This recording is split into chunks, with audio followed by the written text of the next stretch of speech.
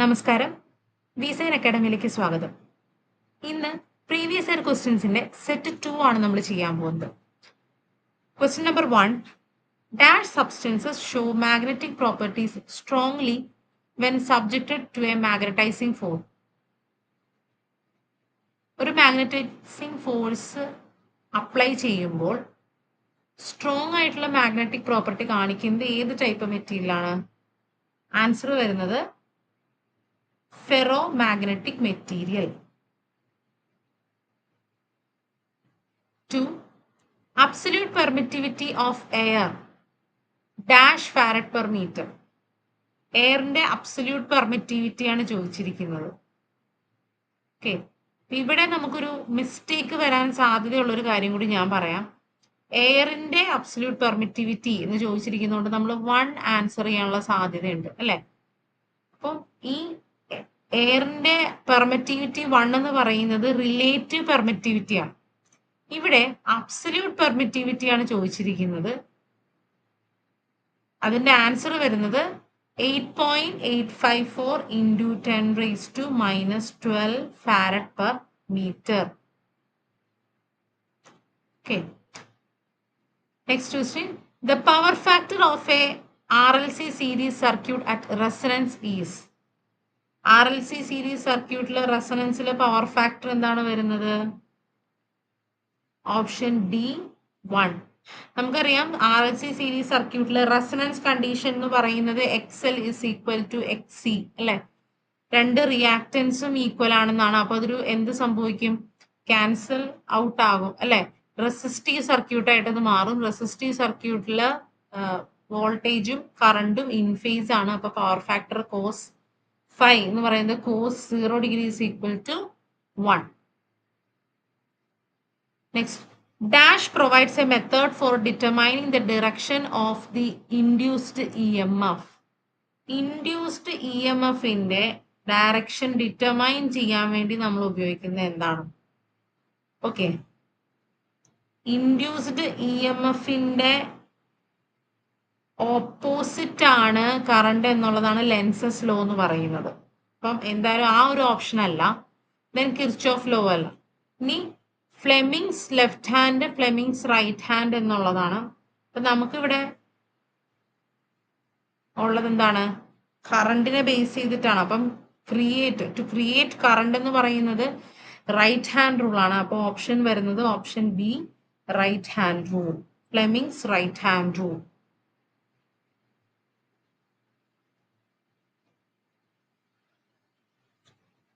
Question number 5. Let L1 and L2 are the coefficients of self-inductance of two coils. M is the mutual inductance between two coils. Phi1 is the flux produced by one coil due to the current I flowing in it. And Phi2 is the flux linking with the other coil. Then the equation of coefficient of coupling K. Coefficient of coupling K യുടെ equation എന്താണ്? K is equal to M by square root of L1 into L2. അപ്പോൾ option B. The EMF induced in a straight conductor of length 1 meter when it is moved at a right angle to a uniform field of 2 Weber per meter square at a speed of 0.5 meter per second is. EMF induce ചെയ്യുന്നതിന്റെ equation ആണ് ചോദിച്ചിരിക്കുന്നത്. നമുക്ക് തന്നിട്ടുള്ള quantities എന്തൊക്കെയാണ്? Length തന്നിട്ടുണ്ട്, field തന്നിട്ടുണ്ട്, speed തന്നിട്ടുണ്ട് അല്ലെ. അപ്പൊ ഇതിനെ ബേസ് ചെയ്തിട്ടുള്ള ഇക്വേഷൻ ഏതാണ്? BLV sine theta. ഇവിടെ തീറ്റ എന്ന് പറയുന്നത് 90 ഡിഗ്രി ആണ്, റൈറ്റ് ആംഗിൾ എന്ന് പറഞ്ഞിട്ടുണ്ട്. അപ്പൊ sine theta equal to sine 90 is equal to 1 ആണ്. ലെങ്ത്, ബി, വെലോസിറ്റി ഇതെല്ലാം അറിയാം. അപ്പോൾ നമ്മൾ കാൽക്കുലേറ്റ് ചെയ്യുമ്പോൾ ഇൻഡ്യൂസ്ഡ് EMF എന്ന് പറയുന്നത് 1 വോൾട്ട് ആണ്. ഓർക്കുക, ഇൻഡ്യൂസ്ഡ് EMFന്റെ ഇക്വേഷൻ എന്ന് പറയുന്നത് BLV sine theta. Next question. An AC voltage wave is expressed as E equal to 300 sin 314t. What is its frequency?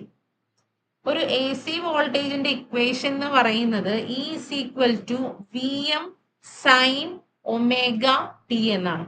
അപ്പൊ ഒമേഗയുടെ സ്ഥാനത്താണ് നമുക്കിവിടെ എന്തുള്ളത്? 314 ഉള്ളത്. Omega is equal to 2 pi F. അതിൽ നമുക്ക് എഫ് കണ്ടുപിടിച്ചൂടെ? അപ്പൊ ആൻസർ വരുന്നത് ഓപ്ഷൻ സി 50 ഹെർട്സ്.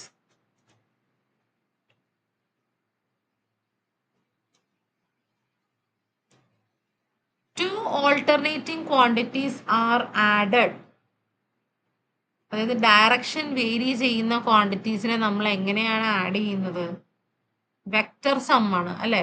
അപ്പൊ ഇവിടെ ഓപ്ഷൻ വരുന്നത് എന്താണ്? Option D, വെക്ടോറിയലി.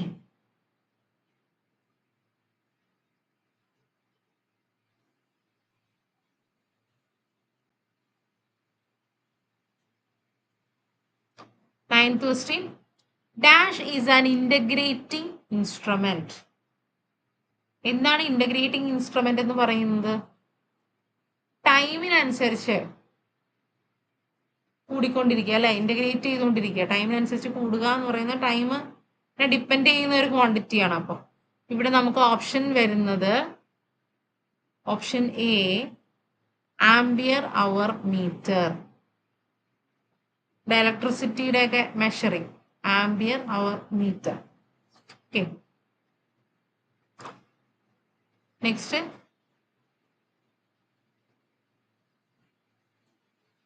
question number 11. A moving coil instrument has a resistance of 10 ohm and shows full scale deflection for a current of 50 milliamps. The value of shunt resistance to be connected to measure a current of 100 ampere. Option A 0.005 ohm, option B 0.5 ohm, C 5 ohm, D 50 ohm. ഇതൊരു എന്ത് base ചെയ്തിട്ടാണ്? Extension base ചെയ്തിട്ടുള്ളതാണല്ലേ. Moving coil ടൈപ്പിന്റെ current extension base ചെയ്തിട്ടുള്ളതാണ്. അപ്പം shunt resistance RS will be equal to IM into RM by I minus RM എന്നാണ് equation വരുന്നത്. അപ്പൊ IM RM എന്നൊക്കെ പറയുന്നത് എന്താണ്? മീറ്റർ റീഡിങ്സ് ആണ്. അതായത് IM എന്ന് പറയുന്നത് കറണ്ട് റീഡിങ്, മീറ്ററിലെ കറണ്ട് റീഡിങ്. ദെൻ RM എന്ന് പറയുന്നത് മീറ്ററിലെ റെസിസ്റ്റൻസ്, ഇൻസ്ട്രുമെന്റിലെ റെസിസ്റ്റൻസ്. അപ്പോൾ RS നമുക്കിവിടെ കാൽക്കുലേറ്റ് ചെയ്യുമ്പോൾ നമുക്ക് കിട്ടുന്നത് ഓപ്ഷൻ എ 0.005 ohm.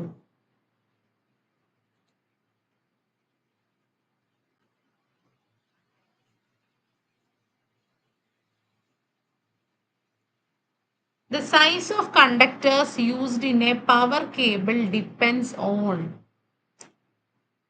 പവർ കേബിളിൽ യൂസ് ചെയ്യുന്ന കണ്ടക്ടേഴ്സിന്റെ സൈസ് എന്തിനെ ഡിപ്പെൻഡ് ചെയ്യുന്നു? ഓക്കെ, കണ്ടക്ടേഴ്സിന്റെ സൈസിനെ അല്ലെ, സൈസ് ഡിപ്പെൻഡ് ചെയ്യണമെങ്കിൽ കണ്ടക്ടറിന്റെ സൈസ് ഡിപ്പെൻഡ് ചെയ്യുന്ന ഏറ്റവും വലിയൊരു ഫാക്ടറാണ് റെസിസ്റ്റിവിറ്റി എന്ന് പറയുന്നത്, അല്ലെങ്കിൽ റെസിസ്റ്റൻസ് എന്ന് പറയുന്നത്. ഇവിടെ നമുക്ക് എന്താണ്? Type of insulation used. ഇൻസുലേഷനെ ബേസ് ചെയ്തിട്ടൊന്നും സൈസിന്റെ കണ്ടക്ടർ ഉണ്ടാവില്ല അല്ലെ. സർക്യൂട്ട് പവർ ഫാക്ടർ അതും ഇല്ല, ഓപ്പറേറ്റിംഗ് വോൾട്ടേജും ഇല്ല. Then current to be carried. പക്ഷെ ഡി ആൻസർ വരാം അല്ലെ. അതായത് കണ്ടക്ടറിന്റെ സൈസ് കൂടുന്നതനുസരിച്ച് റെസിസ്റ്റൻസ് കുറയുകയും കറണ്ട് കൂടുകയും ചെയ്യും. അപ്പം കറന്റ് ടു ബി ക്യാരിഡ് ആണ് സൈസ് ഓഫ് കണ്ടക്ടറിനെ റെപ്രസെന്റ് ചെയ്യുന്നത്, ഡിപ്പെൻഡ് ചെയ്യുന്നത്. Next, megger works on the principle of. Megger എന്ന് പറയുന്നത് എന്താണെന്ന് ഓർക്കുണ്ടോ? മെഷറിംഗ് ഇൻസ്ട്രുമെന്റ് ആണ്. ഇൻസുലേഷൻ റെസിസ്റ്റൻസ് മെഷർ ചെയ്യുന്നതാണ്. അതായത് ഹൈ റെസിസ്റ്റൻസ് ഒക്കെ മെഷർ ചെയ്യുന്നത് അല്ലെ. അപ്പൊ ഇതിന്റെ വർക്കിംഗ് പ്രിൻസിപ്പിൾ എന്ന് പറയുന്നത് ഇലക്ട്രോ മാഗ്നറ്റിക് ഇൻഡക്ഷൻ ആണ്. Okay, with the rise in temperature the insulation resistivity of a cable temperature കൂടുമ്പോൾ ഇൻസുലേഷൻ റെസിസ്റ്റിവിറ്റിക്ക് എന്ത് സംഭവിക്കും എന്നുള്ളത്. അപ്പൊ ഇൻസുലേഷൻ റെസിസ്റ്റിവിറ്റി എന്ന് പറയുന്നത് ഇൻസുലേറ്റർ ആയിരിക്കും എന്റെ മെറ്റീരിയൽ എന്ന് പറയുന്നത് അല്ലെ. അപ്പം ഇൻസുലേറ്റേഴ്സിൽ ടെമ്പറേച്ചർ കൂടുമ്പോൾ എന്ത് സംഭവിക്കണം? റെസിസ്റ്ററിന് എന്ത് സംഭവിക്കണം? റെസിസ്റ്റൻസ് കുറയണം. എന്തുകൊണ്ടാണ്? ഇൻസുലേറ്റേഴ്സ് നെഗറ്റീവ് ടെമ്പറേച്ചർ കോഎഫിഷ്യന്റ് ഉള്ള മെറ്റീരിയൽസ് ആണ്. അപ്പോൾ റെസിസ്റ്റൻസ് കുറയണം. അപ്പൊ ഇവിടെ നമുക്ക് എന്താണ് പറയുന്നത്? എങ്ങനെ കുറയണം? എക്സ്പോണൻഷ്യലി കുറയണം. നമുക്ക് ഇ റേസ് ടു ടെമ്പറേച്ചർ എന്നുള്ള രീതിയിലാണ് ടെമ്പറേച്ചർ ഡിപ്പെൻഡൻസി വരുന്നത്. അപ്പോൾ reduces exponentially. The EMF induced in a conductor rotating in a bipolar magnetic field is. ശ്രദ്ധിച്ചു വായിക്കുക. EMF induced in a conductor rotating in a bipolar magnetic field. Magnetic field rotate ചെയ്യിച്ചുകൊണ്ട് ഉണ്ടാകുന്ന induced EMF എങ്ങനത്തെയാണെന്നാണ് ചോദിക്കുന്നത്. AC, DC, AC and DC, pulsating DC. നമ്മൾ alternating current പഠിച്ചപ്പോൾ നമ്മൾ അത് ജനറേറ്റ് ചെയ്യാവുന്ന 2 മെത്തേഡ് ആണെന്ന് പറഞ്ഞിരുന്നു. ഒന്ന്, കോയിലിനെ സ്റ്റേഷനറി ആക്കിക്കൊണ്ട് മാഗ്നറ്റിക് ഫീൽഡ് റൊട്ടേറ്റ് ചെയ്യിക്കുക, അല്ലെങ്കിൽ മാഗ്നറ്റിക് എഫക്റ്റ് സ്റ്റേഷനറി ആയിക്കൊണ്ട് കോയിലിനെ റൊട്ടേറ്റ് ചെയ്യിപ്പിക്കുക എന്ന് നമ്മൾ പറഞ്ഞു. അപ്പൊ ഇതിൽ പറഞ്ഞിരിക്കുന്നത് ഏതാണ്? ബൈപോളർ മാഗ്നറ്റിക് ഫീൽഡിനെ റൊട്ടേറ്റ് ചെയ്യിക്കുകയാണ്. അപ്പം ഇത് രണ്ട് ഏതാണെങ്കിലും നമുക്ക് എന്താണ് ഫോം ചെയ്യുന്നത് അവിടെ? AC. Option A, AC. Working principle of DC motor is. DC മോട്ടറിന്റെ വർക്കിംഗ് പ്രിൻസിപ്പിൾ അതിന്റെ ഡയറക്ഷനെ ബേസ് ചെയ്തിട്ടുള്ളതാണ്. അപ്പൊ ഞാൻ കഴിഞ്ഞ ക്ലാസ്സിൽ പറഞ്ഞിരുന്നു. ഫ്ലെമിങ്സ് എന്താണ് വരുന്നത്? Left hand rule. Fleming's right hand rule എന്തിനെ ബേസ് ചെയ്തിട്ടാണ്? ജനറേറ്ററിനെ ബേസ് ചെയ്യുന്നതാണ് റൈറ്റ് ഹാൻഡ് റൂള്. മോട്ടർ വരുമ്പോൾ left hand rule. Okay. The frequency of armature current of an 8-pole DC generator running at 1500 RPM. Okay. അപ്പൊ നമുക്കിവിടെ സ്പീഡിനെ base ചെയ്തിട്ടാണ്. ഇപ്പൊ speed എന്ന് പറയുന്നത് N is equal to 120 F/P, where F is the frequency of the armature current and P is the number of poles. അപ്പൊ നമുക്ക് ഇവിടെ frequency ആണ് കണ്ടുപിടിക്കാൻ ചോദിച്ചിരിക്കുന്നത്. സ്പീഡ് പറഞ്ഞിട്ടുണ്ട് N 1500 RPM പറഞ്ഞിട്ടുണ്ട്, P 8 പറഞ്ഞിട്ടുണ്ട്. അപ്പൊ ഇത് വെച്ച് കാൽക്കുലേറ്റ് ചെയ്യുമ്പോൾ ഫ്രീക്വൻസി നമുക്ക് കിട്ടുന്നത് option D 100 Hz. Which holds relay is A? ഈ ടൈപ്പ് റിലേ എന്താണെന്ന് ചോദിച്ചിരിക്കുന്നത്. Answer option C, gas actuated relay. Which of the following expression is used to determine the fusing current of a round wire? Fusing current നമ്മൾ ഫ്യൂസിന്റെ class പഠിച്ചപ്പോൾ പഠിച്ചിട്ടുണ്ട് അല്ലെ. Fusing current is equal to I is equal to K into D raised to 3/2. Option C ആണ് answer വരുന്നത്. Which of the following devices used for the measurement of medium resistance?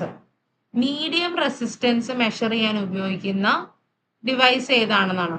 Option ഏതാണ് വരുന്നത്? Option C, whetstone bridge. നമ്മൾ റെസിസ്റ്റൻസിന്റെ class പഠിച്ചപ്പോഴേക്കും 3 type resistance ആണ് value range വരുന്നത്. Law resistance എന്ത് വരും? ലെസ് ദാൻ 1 ohm വരും. ഇപ്പൊ ലോ റെസിസ്റ്റൻസ് ആണെങ്കിൽ നമ്മൾ യൂസ് ചെയ്യുന്ന ഡിവൈസ് എന്താണ്? Kelvin's double bridge. ഇതാണ് നമ്മൾ മെഷർ ചെയ്യാൻ യൂസ് ചെയ്യുന്നത്. ദെൻ സെക്കൻഡ് ആണ് മീഡിയം റെസിസ്റ്റൻസ്, അതായത് 1 ohm to 100 kilo ohm. അവിടെ നമ്മൾ വീറ്റ്സ്റ്റോൺ ബ്രിഡ്ജ് ആണ് യൂസ് ചെയ്യുന്നത്.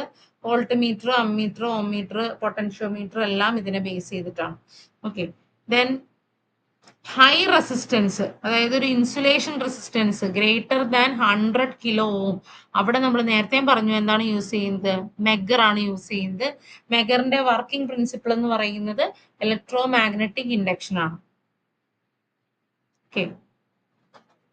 The signal whose amplitude is measured using a CRO is applied to. CROയിൽ നമ്മൾ ഇൻപുട്ട് സിഗ്നൽ എവിടെയാണ് അപ്ലൈ ചെയ്യുന്നത്? വെർട്ടിക്കൽ ഡിഫ്ലക്ഷൻ പ്ലേറ്റിലാണ് നമ്മൾ അപ്ലൈ ചെയ്യുന്നത്. അപ്പോൾ option A vertical deflection plate.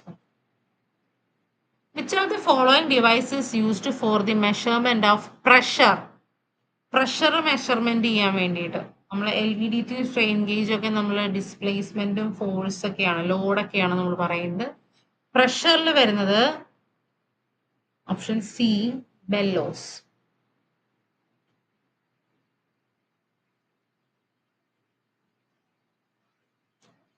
Which of the following statement is or are correct about NPN transistor? NPN transistor ആണ്. Okay, അപ്പം ഇവിടെ statements പറയാം. The minority carriers in an NPN transistor is positively charged holes. അത് correct ആണ് അല്ലേ? Minority carriers positively charged holes ആണ്. അത് correct ആയിട്ടൊരു സ്റ്റേറ്റ്മെന്റ് ആണ്. The majority carriers in a NPN transistor is positively charged holes. Majority carriers അല്ല അല്ലെ, minority carriers ആണ് നമ്മൾ ഓൾറെഡി പറഞ്ഞു. Then minority carriers in an NPN transistor is negatively charged electrons. അതുമല്ല. The majority carriers in a NPN transistor is negatively charged electrons. അത് correct ആണ്. NPN ട്രാൻസിസ്റ്ററിൽ majority careers ഇലക്ട്രോൺസും minority careers ഹോൾസും ആണ്. അപ്പൊ നമുക്കിവിടെ കറക്റ്റ് ആയിട്ടുള്ള സ്റ്റേറ്റ്മെന്റ്സ് 1 and 4 ആണ്. അപ്പൊ അങ്ങനെ ഒരു ഓപ്ഷൻ വരുന്നത് option B, only 1 and 4. When a signal is applied to base of a common emitter transistor circuit, the signal is transferred from dash to dash of the circuit. Option A, high resistance to low resistance. Option B, high resistance to high resistance. Option C, low resistance to low resistance.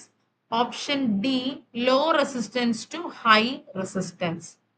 Signal നമ്മൾ ഇൻപുട്ടിൽ നിന്ന് ഔട്ട്പുട്ടിലേക്കാണ് transmit ചെയ്യുന്നത് അല്ലെ. അപ്പൊ input റെസിസ്റ്റൻസും output റെസിസ്റ്റൻസും common emitter transistor സർക്യൂട്ടിൽ എന്താന്ന് നോക്കിയാൽ മതി. കോമൺ എമിറ്ററിലെ ഇൻപുട്ട് റെസിസ്റ്റൻസ് ലോയും ഔട്ട്പുട്ട് റെസിസ്റ്റൻസ് ഹൈയും ആണ്. അപ്പൊ നമുക്ക് എന്താ വരുന്നത്? Option D, low resistance to high resistance.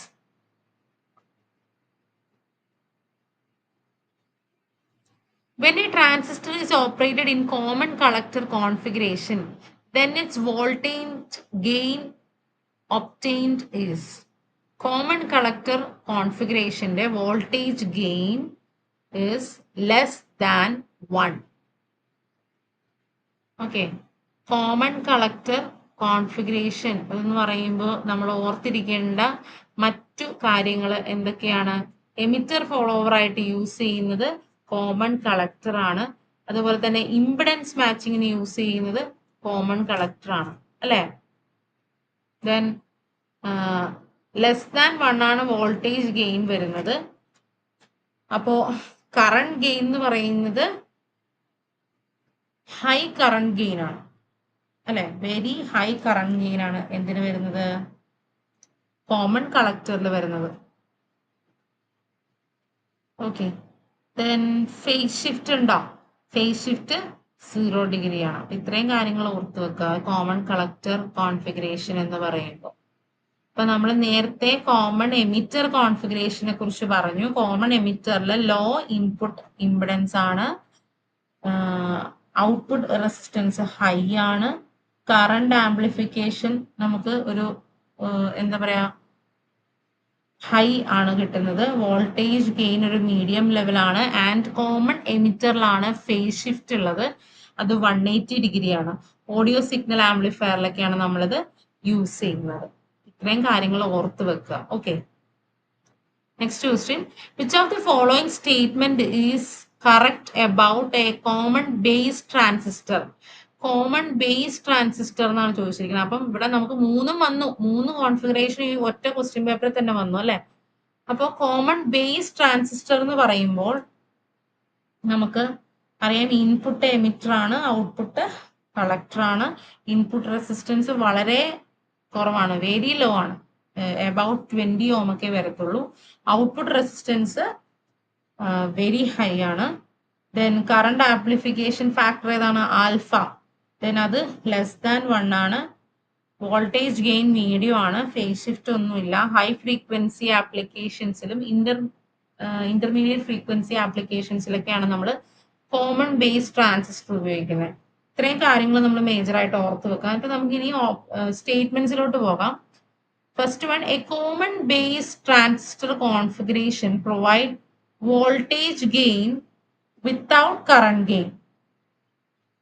അത് കറക്റ്റ് ആണ്. കാരണം വോൾട്ടേജ് ഗെയിൻ നമുക്ക് ഒരു മീഡിയം ലെവലിൽ കിട്ടുന്നുണ്ട്. കറണ്ട് ഗെയിൻ എന്ന് പറഞ്ഞത് കുറവാണ് എന്ന് നമ്മൾ പറയുന്നുണ്ട്.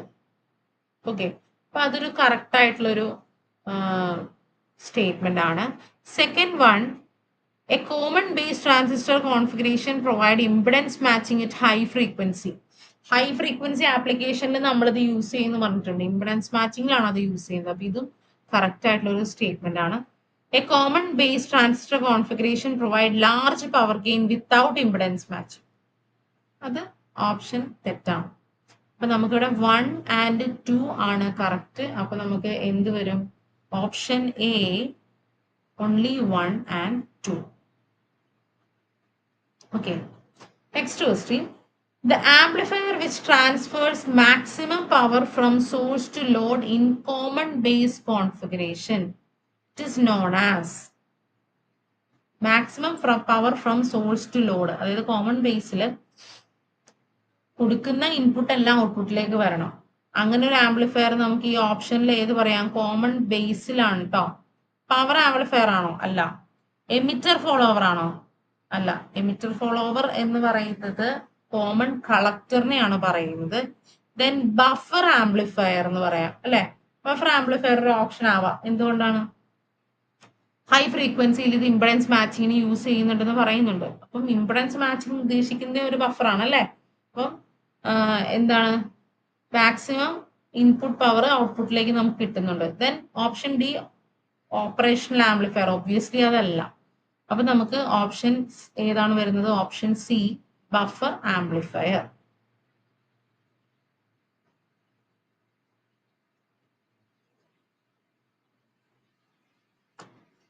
Which of the following process is utilized for achieving constant operating point in a transistor amplifier? Transistor ആംപ്ലിഫയറിൽ ഒരു ഓപ്പറേറ്റിംഗ് പോയിന്റ് നമ്മൾ കണ്ടുപിടിക്കാൻ നമ്മൾ ചെയ്യുന്ന മെത്തേഡ് എന്താണ്? അല്ലെങ്കിൽ ഓപ്പറേറ്റിംഗ് പോയിന്റ് ഫിക്സ് ചെയ്യാൻ നമ്മൾ ചെയ്യുന്ന മെത്തേഡ് ഏതാണ്? Stabilization. Option B, stabilization. In a single stage common emitter amplifier, the phase shift between input and output signal is. ഞാൻ നേരത്തെ പറഞ്ഞു കോമൺ എമിറ്ററിൽ ഫേസ് ഷിഫ്റ്റ് ഉണ്ട്. എത്ര ഡിഗ്രി? 180 ഡിഗ്രി ഫേസ് ഷിഫ്റ്റ് ഉണ്ട്. കോമൺ ബേസിലും കോമൺ കളക്ടറിലും 0 ഡിഗ്രിയാണ്, അല്ലെങ്കിൽ 360 ഡിഗ്രിയാണ്. ഫേസ് ഷിഫ്റ്റ് ഇല്ല. Okay. The power amplifier in which the collector current flows only during the positive half cycle of the input signal is. Positive half സൈക്കിളിൽ മാത്രം output produce ചെയ്യുന്ന power amplifier ഏതാണെന്നാണ് ചോദിച്ചിരിക്കുന്നത്. ഏതാണ് വരുന്നത്? Option B, class B amplifier. നമുക്ക് 4 type power amplifiers ആണുള്ളത്. ഒന്ന് memorise ചെയ്യാം. എന്തൊക്കെയാണ്? Class A, class B, class A B, class C.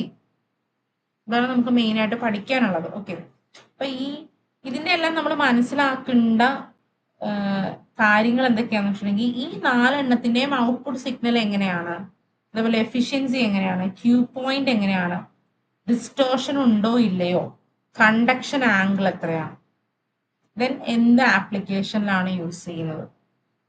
Class A പറയുകയാണെങ്കിൽ ഫുൾ ഇൻപുട്ട് നമുക്ക് ഔട്ട്പുട്ടിൽ കിട്ടും. പക്ഷേ ഇതിന്റെ എഫിഷ്യൻസി വളരെ കുറവാണ്.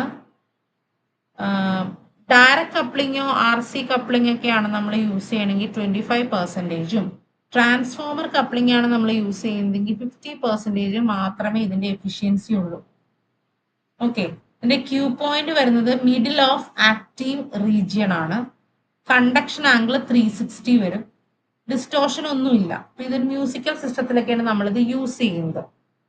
ക്ലാസ് ബിയുടെ കേസ് എടുക്കുകയാണെങ്കിൽ 180 ഡിഗ്രിയിലാണ് കണ്ടക്ഷൻ ആംഗിൾ വരുന്നത്. 1/2 സൈക്കിൾ മാത്രമേ നമുക്ക് കിട്ടുന്നുള്ളൂ. എഫിഷ്യൻസി 78.5 കിട്ടുന്നുണ്ട്. ആൻഡ് ഇതിന്റെ ക്യൂ പോയിന്റ് എന്ന് പറയുന്നത് ഓൺ എക്സ് ആക്സിസ്, അത് കട്ട് ഓഫിൽ തന്നെയാണ് അതിന്റെ പോയിന്റ് എന്ന് പറയുന്നത്. ആൻഡ് ഡിസ്റ്റോഷൻ എന്ന് പറയുന്നത് എയിനേക്കാളും കൂടുതൽ ഡിസ്റ്റോഷൻ ആണ്, പക്ഷെ സിനെക്കാളും കുറവാണ്. ഓഡിയോ ആംപ്ലിഫയേഴ്സിലൊക്കെയാണ് ഈ ക്ലാസ് ബി പവർ ആംപ്ലിഫയർ നമ്മൾ യൂസ് ചെയ്യുന്നത്. ദെൻ ക്ലാസ് എ ബി വരുമ്പോൾ കണ്ടക്ഷൻ ആംഗിൾ എന്ന് പറയുന്നത് ഇൻ ബിറ്റ്വീൻ 180 ആൻഡ് 360 ആണ്.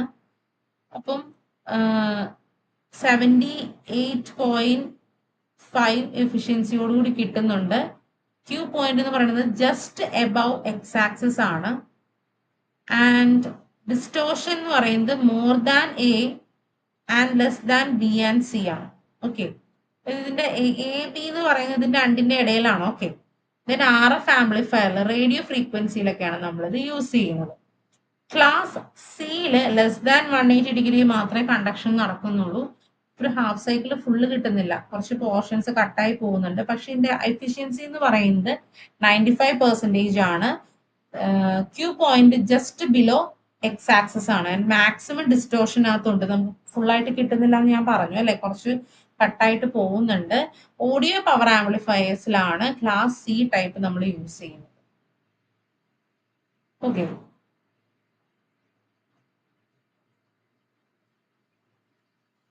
which of the following statement is correct about Hartley oscillator? Okay, first statements നോക്കാം. The tank circuit is made of a capacitor connected across midpoint earth series inductor. Capacitor ആണോ ഹാർട്ട്ലിയിൽ വരുന്നത്? Capacitor connected across midpoint earth series inductor. Okay, അപ്പം series ആയിട്ടുള്ള ഒരു ഇൻഡക്ടറിന്റെ ഇടയിൽ earth ചെയ്തിട്ടുള്ള മിഡിലിൽ earth ചെയ്തിട്ടുള്ളതിന് parallel ആയിട്ടായിരിക്കും എന്ത് കപ്പാസിറ്റർ ഉണ്ടാവുക. ഇത് ഏതിനെ ബേസ് ചെയ്തിട്ടാണ്? ഇത് ഹാർട്ട്ലി ഓസിലേറ്റർ തന്നെയാണ്. ഓക്കെ, ദെൻ സെക്കൻഡ് സ്റ്റേറ്റ്മെന്റ് പോകുക. The tank circuit is made up of inductor connected across midpoint earth series capacitor. മിഡ്പോയിന്റ് എർത്തിൽ സീരീസ് ആയിട്ടുള്ള രണ്ട് കപ്പാസിറ്റേഴ്സിന് പാരലൽ ആയിട്ട് വരുന്ന ഇൻഡക്ടർ, ഇതെന്ന് പറയുന്നത് കോൾപിറ്റ്സ് ആണ്. Okay, then tank circuit made up of quartz crystal connected across mid point earth inductor. Quartz crystal എന്ന് പറയുന്നത് നമ്മൾ യൂസ് ചെയ്യുന്നത് എവിടെയാണ്? ട്യൂൺഡ് കളക്ടർ ആണല്ലേ ക്വാർട്സ് ക്രിസ്റ്റൽ വരുന്നത്. ഓക്കെ, അപ്പൊ നമുക്ക് ഇവിടെ 3 സ്റ്റേറ്റ്മെന്റിൽ ഏതാണ്? ഫസ്റ്റ് സ്റ്റേറ്റ്മെന്റ് ആണ് ഹാർട്ട്ലി റിലേറ്റഡ് ആയിട്ടുള്ളത്. അപ്പം ഓപ്ഷൻ എ ഓൺലി 1. ഓക്കെ, ഇപ്പൊ നമ്മൾ ഇന്ന് ഒരു 30ഓളം ക്വസ്റ്റ്യൻസ് അറ്റംപ്റ്റ് ചെയ്തിട്ടുണ്ട്. അപ്പൊ അതിനെ ബേസ് ചെയ്തിട്ടുള്ള ഒരുപാട് കാര്യങ്ങൾ ഞാൻ ഈ വീഡിയോയിൽ പറഞ്ഞിട്ടുണ്ട്. അപ്പൊ അതെല്ലാം എല്ലാവരും നല്ല രീതിയിൽ കേട്ട് മനസ്സിലാക്കി പഠിക്കുക. ക്വസ്റ്റ്യൻസ് ഞാൻ എപ്പോഴും പറയുന്ന പോലെ തന്നെ ശ്രദ്ധിച്ച് വായിച്ചാലേ നമുക്ക് ഓപ്ഷൻസ് കറക്റ്റ് ആയിട്ടുള്ള ഒരു ഓപ്ഷൻസ് പിക്ക് ചെയ്യാൻ പറ്റുള്ളൂ. ഞാനിപ്പോൾ യൂട്യൂബില് ഇതുപോലെ പ്രീവിയസ് ഇയേഴ്സും കുറച്ച് വീഡിയോസും ആഡ് ചെയ്തിട്ടുണ്ട്. അപ്പോൾ എല്ലാവരും അത് കാണുക. മാക്സിമം ഇതുപോലെ കിട്ടുന്ന ഇൻഫർമേഷൻസ് എല്ലാം പഠിക്കാൻ നോക്കുക. നമ്മുടെ എക്സാം വരുന്നത് ഒക്ടോബർ നവംബർ ഒരു ഷെഡ്യൂളിലാണ് നമ്മുടെ എക്സാം വരുന്നത്. അപ്പോൾ എല്ലാവരും നന്നായിട്ട് പഠിക്കുക. നമ്മുടെ ഈ ചാനൽ ഇഷ്ടപ്പെട്ടെങ്കിൽ ലൈക്ക് ചെയ്യുക, ഷെയർ ചെയ്യുക, സബ്സ്ക്രൈബ് ചെയ്യുക.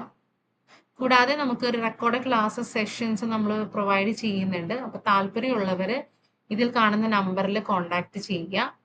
താല്പര്യമുള്ളവർ ജോയിൻ ചെയ്യുക.